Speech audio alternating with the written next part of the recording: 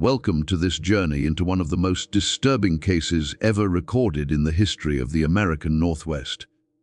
Before we begin, I want you to do something simple but important. Go down to the comments and tell us where you're watching from and the exact time you're listening to this narration.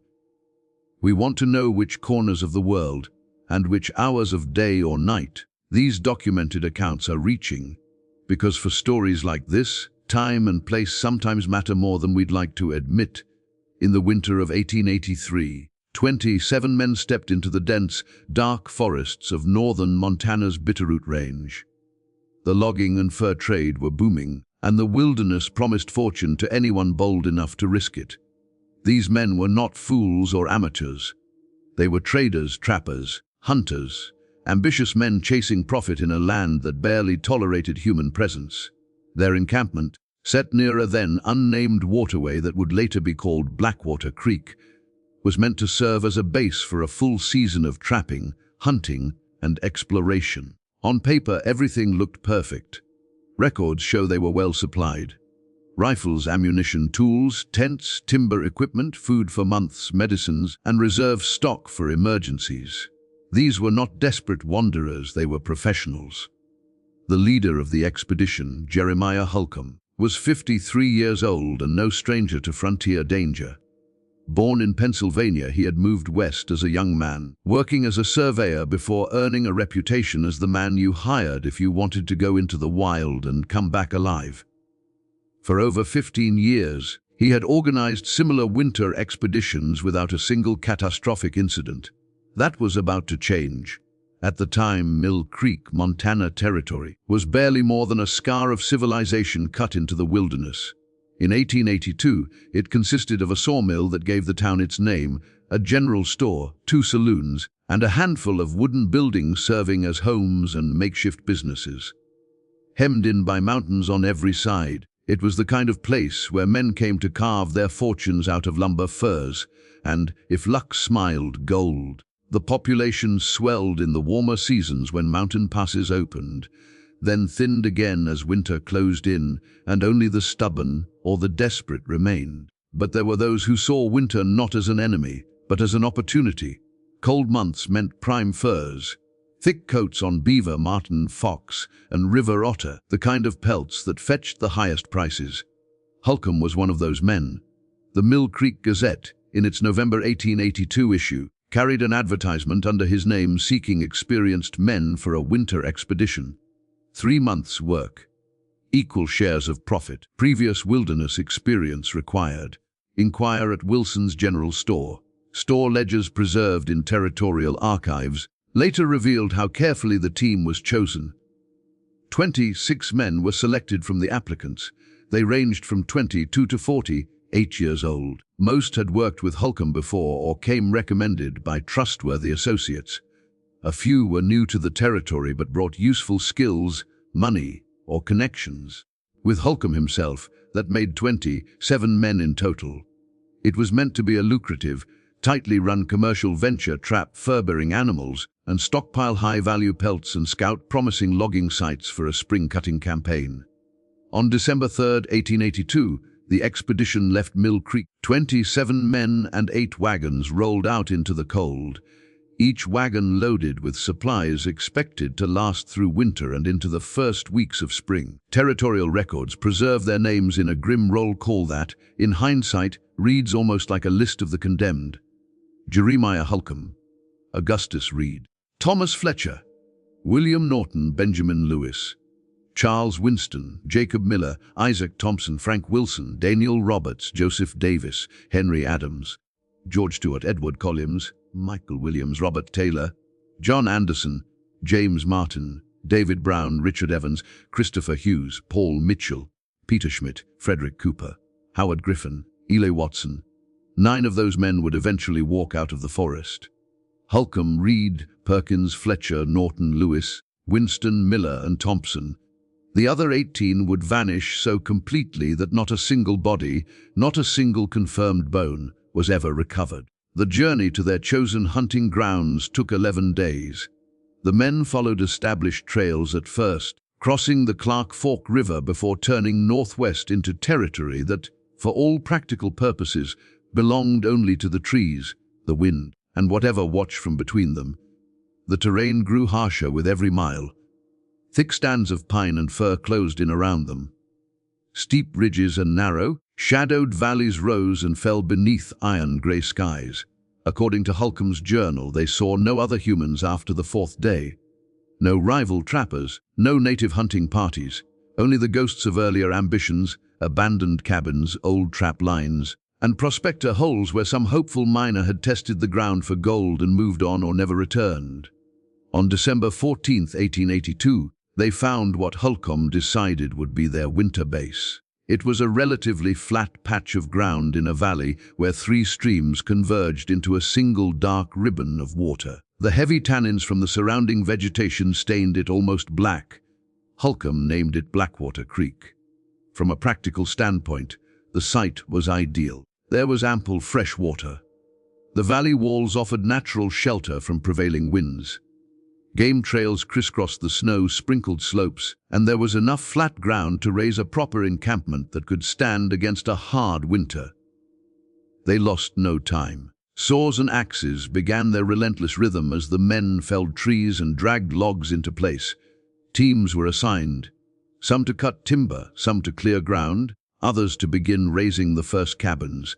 On December 15th, Holcomb's journal recorded, "Work progresses satisfactorily. All men contribute according to their abilities. Weather holds fair. First cabin nearly complete by sundown. Expect to have all men under proper shelter within the week if conditions remain favorable." It is a simple, steady entry, the kind you write when you believe you understand the wilderness you are dealing with. By December 21st, the camp stood finished in its basic form. 7 cabins arranged in a rough, protective ring with a larger central structure to serve as mess hall and meeting place. Around the perimeter, they built a crude stockade of sharpened logs, not because they feared attack from other men, but to keep predators out and their pack animals in. Wolves, mountain lions, and bears were known dangers. Holcomb prepared for them as any seasoned leader would. Routines fell into place with military precision. Men were assigned to hunting parties, trap lines, firewood collection, camp maintenance, and night guard duty, rotating through tasks so no one grew reckless from boredom or exhausted from repetition. Holcomb's entries from this period show the meticulous mind that had earned him so many successful returns.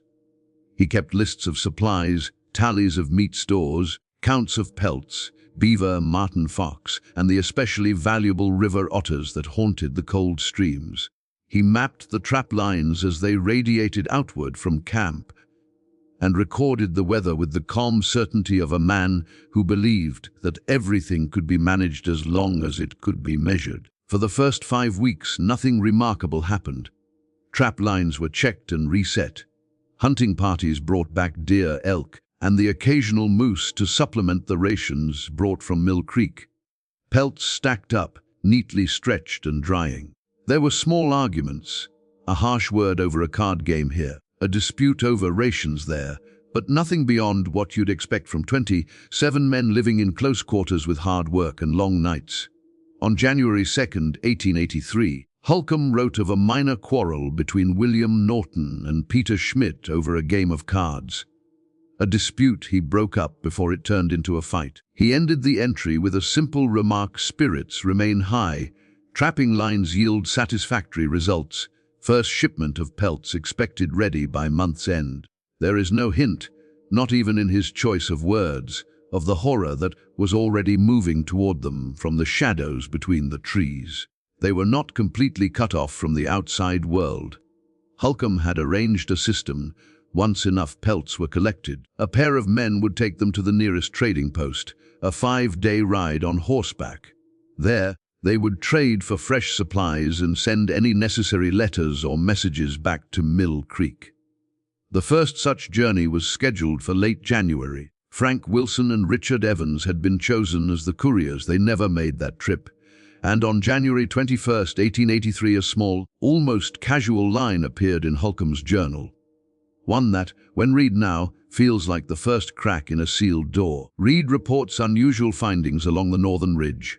Claims to have discovered abandoned camp. No sign of occupants. Peculiar markings on trees surrounding site. Will investigate tomorrow if weather permits. That investigation, delayed, and what followed it, would drag 27 men into a nightmare that only 9 would ever walk away from, and none would ever escape. January 22 dawned under a pale, muted sky. Snow drifted lightly across the camp, but something else, something unseen, hung in the air. The men felt it before they understood it, a quiet tension, a sense that the forest was no longer just watching them, it was listening. Reed, who had reported strange markings and an abandoned camp along the northern ridge, spent the morning in a restless daze. He kept glancing toward the tree line, as if expecting something or someone to appear. Holcomb tried to dismiss Reed's talk as overwork or imagination, but even he admitted that the man seemed shaken in a way simple exhaustion could not explain. The planned investigation of the ridge was delayed by worsening weather. Snow and wind forced them to stay put, but Reed's behavior grew stranger with every passing hour. He claimed he heard voices at night, soft, distant, calling him by name. The men mocked him at first, but Reed didn't laugh. His eyes were hollow, rimmed with sleeplessness, and he seemed haunted by something he could not fully describe. 2 days later, when the storm passed and patrols returned to their trap lines, Stewart and Brown came back pale and shaken. They reported hearing the same thing Reed had described. Whispers following them through the trees, the sound too close to be wind, too distant to be understood. These were not men prone to superstition. They were seasoned trappers, hardened by years of wilderness, but the fear in their eyes was unmistakable. The next blow came on January 27. Peter Schmidt left to check his trap line and never returned. Cooper and Mitchell were sent to look for him. They scoured the snow until dusk. No Schmidt, no sign of attack, no blood. No tracks except a few strange shapes in the snow, bare footprints that didn't look quite human, as if someone had tried to walk upright but failed to imitate the motion correctly. Holcomb noted in his journal that the pattern matched no animal he'd ever seen. Then, on the morning of January 28, Cooper vanished too. Mitchell claimed he turned away for just a moment, called Cooper's name, and received only silence in return. Camp morale collapsed. Men whispered at night. Some refused to go out alone, and others refused to go out at all. Holcomb imposed a new rule: no one leaves camp alone. But the forest didn't care about their rules. On February 1, the whispers returned. Not to Reed, not to 2 men, but to all of them. Holcomb wrote that the voices came from the tree line, drifting over the snow like breath. Voices without words, he called them.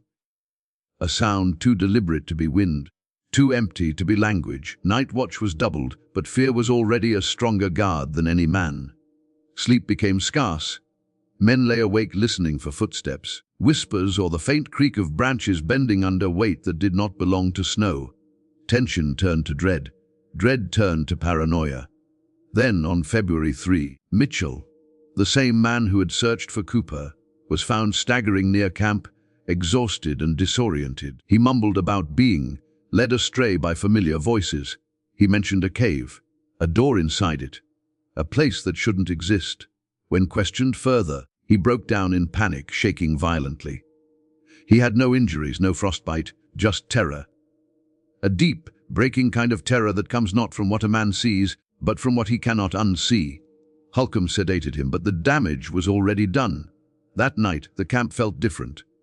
Heavier, quieter, as if the trees themselves were holding their breath. The men did not yet know it, but the forest had only just started testing them. What came next would shatter them, one by one, until only 9 remained. The morning of February 5th did not arrive gently.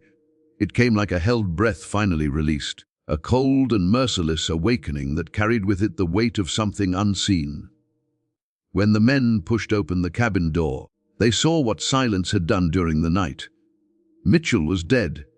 The same Mitchell who had spoken of voices, of a cave, of a door that should never have existed, now lay frozen on the cabin floor, stiff and pale, his eyes wide open in a look of terror so deep it seemed carved into his bones. No wounds, no frostbite, no sign of struggle. It was as though something had stopped his heart simply by being near him. They buried him outside the perimeter. 4 men digging through the frozen earth. 4 men whispering to each other only when absolutely necessary. The wilderness felt too quiet, too alert, as if listening to their shovels break the ground. Even Roberts, who led the prayer, spoke with a tremble. He tried, and failed. To hide, everyone felt it now. Something was wrong, not human, not natural. Something that watched them the way a predator watches wounded prey. But the day's horrors weren't finished. That afternoon, 3 of the strongest men, Watson, Hughes, and Taylor, left for a short hunting trip. These were experienced woodsmen. They knew the terrain, they knew the weather, and they knew how to stay alive in places that wanted them dead. Yet when dusk came, only the forest returned. No footsteps, no distant shouts, no tracks. Just an unbroken sheet of snow, clean and untouched, as if the forest had swallowed the men whole and smoothed the surface afterward. Griffin and Anderson insisted on searching for them, even though night was settling in. Against his better judgment, Holcomb let them go. Hope makes men foolish. Guilt makes them blind. By midnight, neither the hunters nor the searchers had returned. 8 men lost in less than a day. Panic spread through the survivors like fever. They no longer wanted separate cabins. They crowded into the central hall with every lantern, candle, and torch they could find. Light became sacred. Shadows became enemies. No one slept, not fully. They sat upright against walls, rifles resting in their hands, listening for footsteps, whispers, or anything that moved outside the dim glow of the fire, and slowly, the forest began to answer them.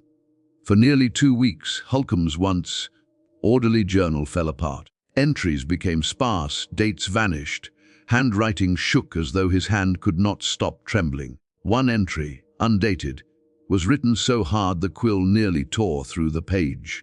They watch from between the trees. They are not what they appear to be. Then another, 7 more gone. They went to fetch water only 200 yards away.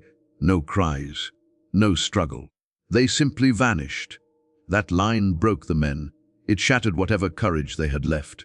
Some refused to speak at all. Others stared at the door as if expecting someone, something, to step inside. And a few began to whisper names of the missing, terrified of forgetting them, yet even more terrified of remembering their faces too clearly. Then came the worst discovery of all. Men began reporting shapes in the tree line, not animals, not shadows. Figures that looked like their missing companions. Figures that stood too still. Figures whose eyes reflected no light. Figures who moved only when you looked away. The forest was no longer just taking men. It was beginning to return them, changed. And the 9 survivors, still huddled in that dimly lit hall, had no idea that the true horror hadn't even arrived yet. The terror that followed those first disappearances did not come all at once. It arrived slowly, like a cold mist rolling down the mountains, soft, quiet, almost gentle, until the men realized it had already wrapped itself around their throats. By mid-February, the camp was no longer a place of work or routine. It had become a barricade of shaking hands, sleepless eyes, and constant firelight. No one walked alone anymore. No one stepped outside after dark.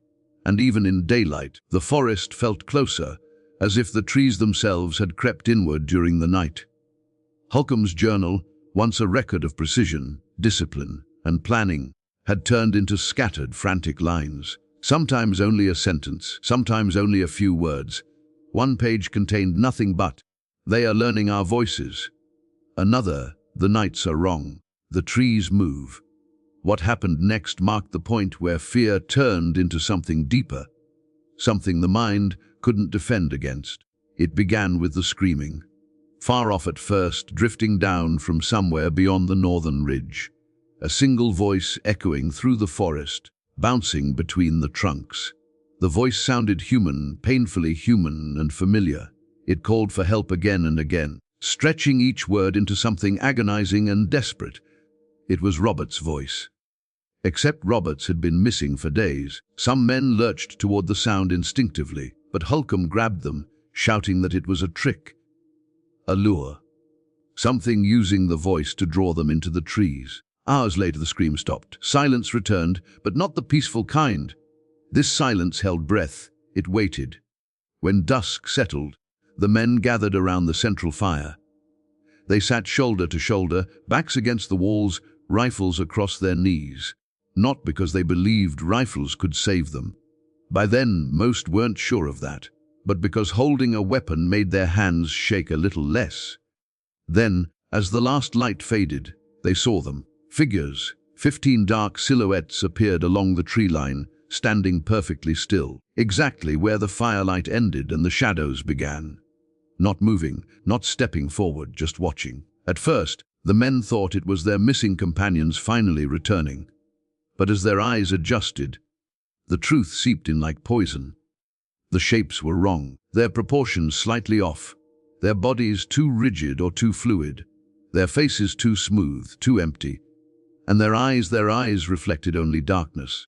Not like an animal's, not like a human's, like two pits leading somewhere cold and hollow.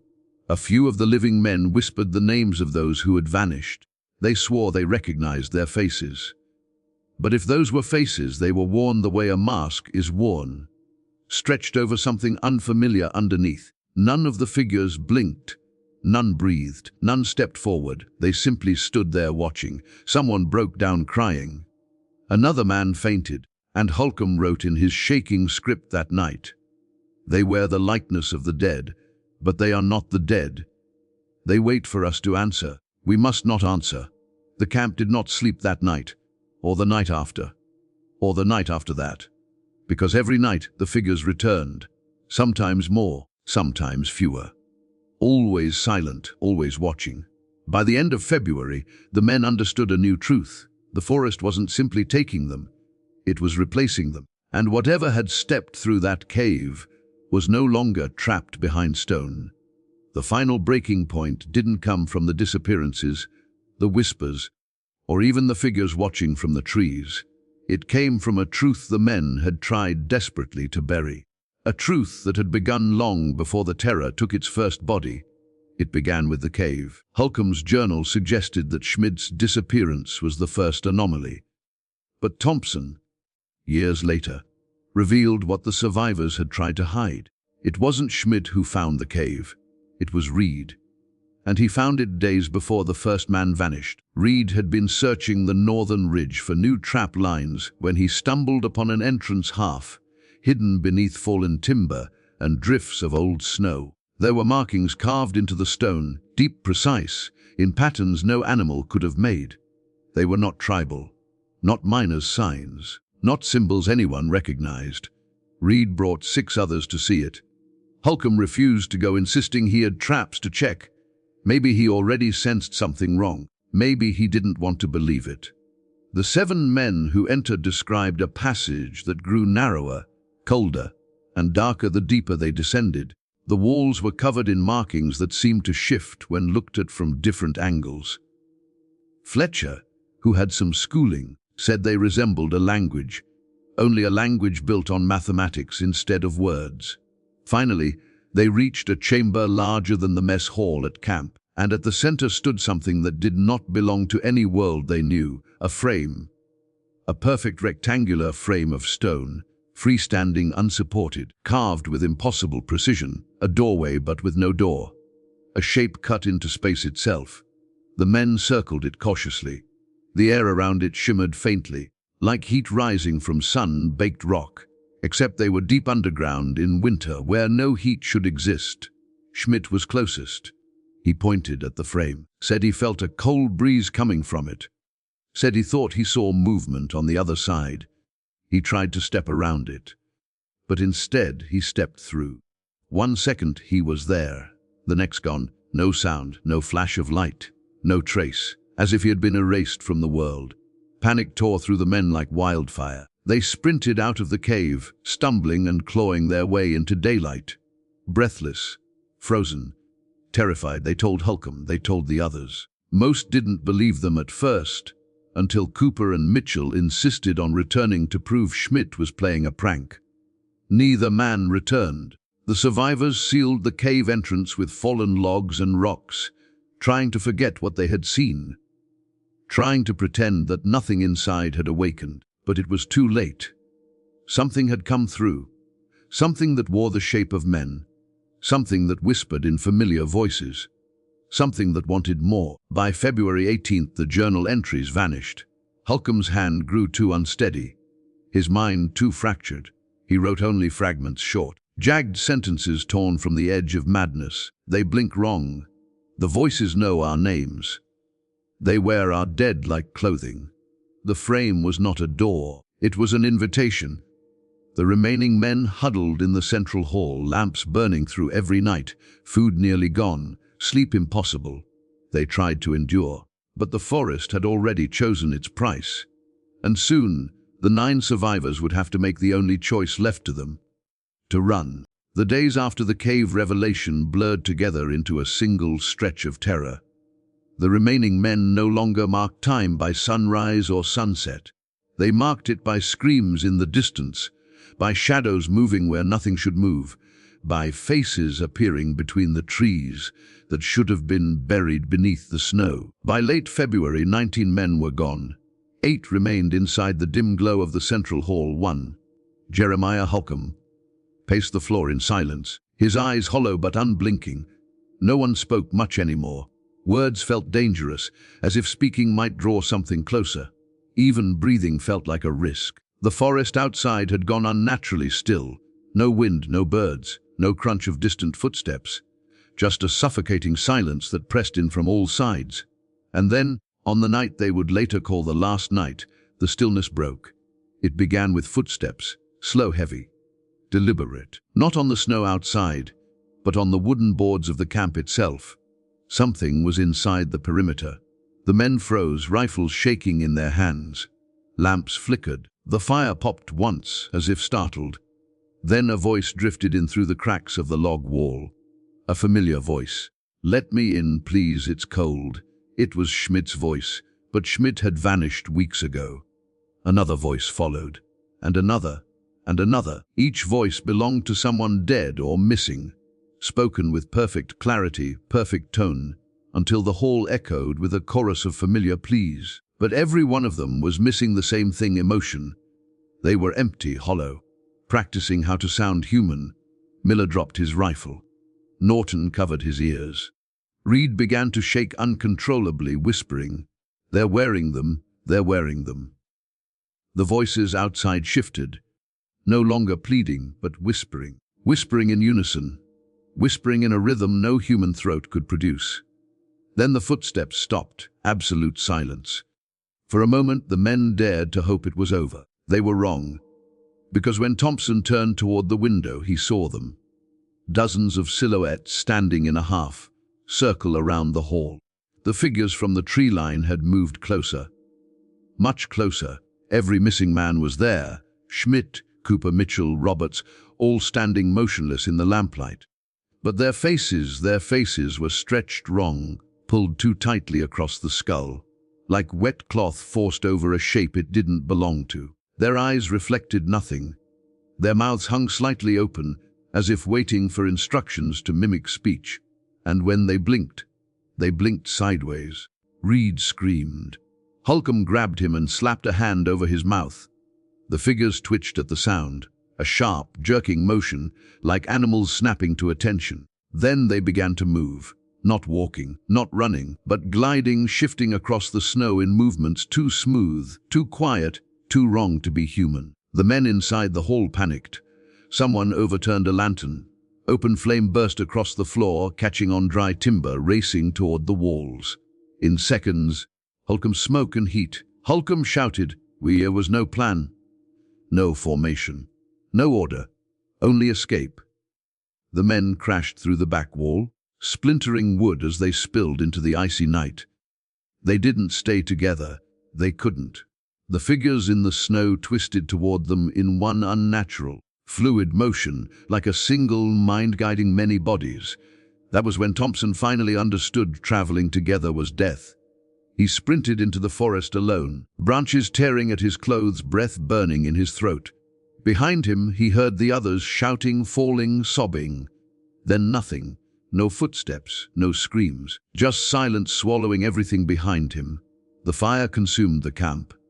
The figures vanished into the smoke, and 9 men scattered in 9 different directions, ran blindly through the forest, praying to see dawn. Only 9 would make it out, and none of them would ever speak the truth. Thompson would later write that the forest during those final 10 days felt alive. Not in the way all forests are alive, but in a way that watched, listened, and whispered. The men who fled the burning camp did not run together. They scattered like prey animals, each one convinced that staying near another human being would only make the thing behind them find them faster.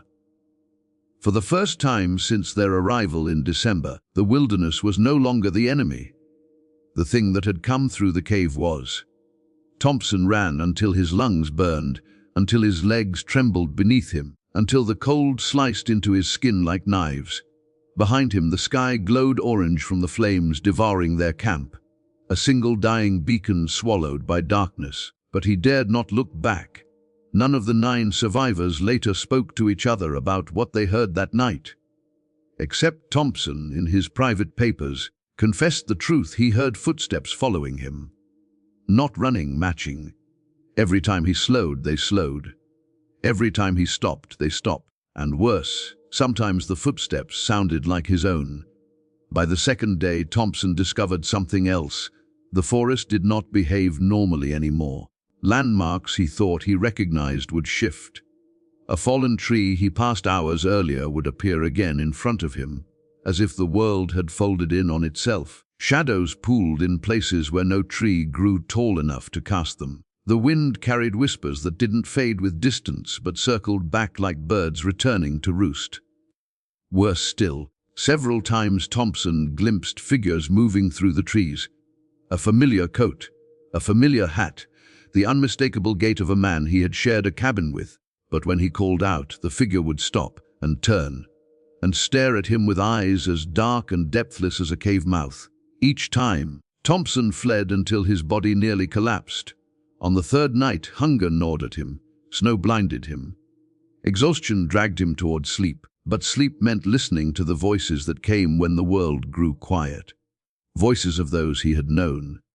Voices of those he had buried. Voices of those who were not buried at all. They followed him through the dark. Thompson, help us. Thompson, don't leave me. Thompson, turn around. But the one thing he had learned, the one rule that kept him alive, was this: do not answer, do not turn around, do not look when they call your name. So he ran deeper into the mountains. On the 5th day he found a stream, thin, brittle ice cracking beneath his palms. As he drank, he saw a reflection beside his own, Holcomb's reflection. But Holcomb wasn't there. No footprints, no breath on the air. Just a reflection smiling back at him, a reflection that did not stop smiling even when Thompson staggered away. He crawled for hours, half frozen, half mad, until he finally collapsed under a thicket of pines. Dawn found him there, barely alive. Meanwhile, the other survivors faced horrors of their own. Reed wandered onto a frozen ridge, screaming that something was wearing Robert's face. Perkins claimed he saw Taylor standing beside him at midnight, despite Taylor having vanished 2 weeks earlier. Fletcher fled downhill after hearing his own voice calling to him from above. Some men broke, some men hid, some men simply vanished. And some, the ones who lived, kept moving southeast toward Mill Creek, guided only by instinct, desperation, and the faint hope that daylight still held power over whatever hunted them. On the 10th morning, March 12, 1883, the survivors emerged from the wilderness one by one, not together, not speaking, not even certain the others were alive. Reed and Miller came out first, stumbling into town with eyes that refused to look anywhere but the ground. Winston and Thompson followed. Lewis arrived at dusk, Fletcher and Norton an hour later, and at nightfall Jeremiah Holcomb stepped out of the trees, alone, hollow, and forever changed. The townspeople expected stories of wolves, storms, or tribal conflict, but the 9 survivors offered nothing coherent, Nothing honest, nothing human. Because what had followed them out of that forest, what had mimicked their friends, what had stepped through the frame in that impossible cave, was not something they could explain. Or, when the 9 survivors staggered into Mill Creek on March 12, 1883, the townspeople expected relief, gratitude, maybe even celebration. Instead, they watched a broken line of men enter the settlement like ghosts wearing skins too thin to hide what lay beneath. The survivors spoke little. They answered questions with contradictions. They flinched at shadows. They refused to sleep alone or in darkness. Doctors examined them and found no wounds, only a terror rooted so deeply that no medicine could reach it. Sheriff Blackwood tried to question them, but every account fell apart. Reed claimed a blizzard separated them. Miller insisted there had been an attack by an unknown tribe. Thompson said nothing at all. Holcomb, their leader, stared at the floor during every interview, his fingers trembling as though the questions themselves might summon something from the trees. Behind closed doors, the 9 survivors carried a truth they would never speak aloud. Not to the sheriff, not to the doctors, not to their families, because some horrors grow stronger when repeated, and some doors never close once opened. Within 2 years, 7 of the 9 survivors were dead, most by suicide, others in strange, unexplained accidents. Reed shot himself. Perkins drowned in shallow water despite being a strong swimmer. Fletcher was found hanged in his own barn, eyes wide with the same frozen terror that had taken Mitchell. Only Miller and Thompson lived long enough to grow old. Both became recluses. Both kept every window locked. Both slept with lamps burning through the night. And one of them, Isaac Thompson, left behind a sealed envelope before he died. A confession. A warning. In it he wrote of the cave, the frame, the cold breath that passed through it. He wrote about the figures standing at the edge of the firelight, wearing familiar faces like masks stretched over something that did not understand how to be human. He wrote about the last night. How the things outside listened, learned and whispered in voices almost perfect. And he wrote a final line that chilled even his son. They are not gone. They came through. They walk among us. Watch carefully at noon. They do not cast shadows. Decades passed.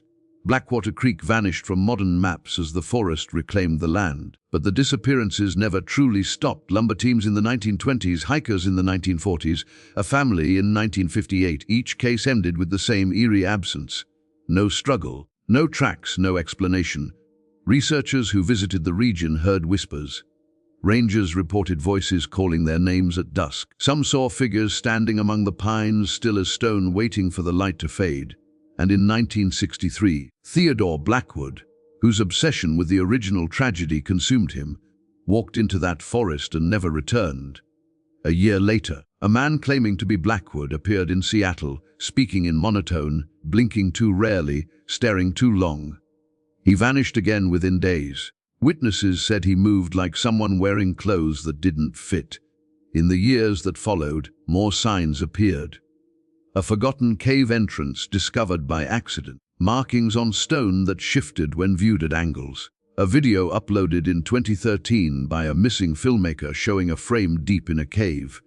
Just before her camera fell to the floor and her breath turned into a gasp of pure terror, her last whispered words on the recording were, "They're wearing our faces now." The video was removed within 24 hours. Copies still circulate online. Even today, rangers in the Bitterroot Range ask to be reassigned more often than in any other district. Locals refuse to camp near certain creeks. Some hikers return pale, trembling, unable to explain what they saw or what called their name. And sometimes late in the evening, someone walking alone reports seeing a man in old-fashioned clothing standing between the trees. Too still, too silent, too familiar. A man who should have died long ago. A man who does not blink in the wind. A man who casts no shadow. They claim he watches without breathing. They claim he waits. For what? No one knows. Or those who knew are long dead. The forest still stands. Blackwater Creek still flows. And the door inside that cave, whatever world it once separated from ours, may still be open. 27 men entered the Montana wilderness in 1883. Only 9 walked out. The others did not die in those woods. What stepped out behind the survivors? What learned their faces? What learned our world? May still be walking among us. So if someday you hear a familiar voice calling to you from the tree line, or see someone you know standing too still, watching too long, remember Thompson's final warning. Do not look when they call your name. Do not speak to what wears a man's face. What follows you home is not a man at all.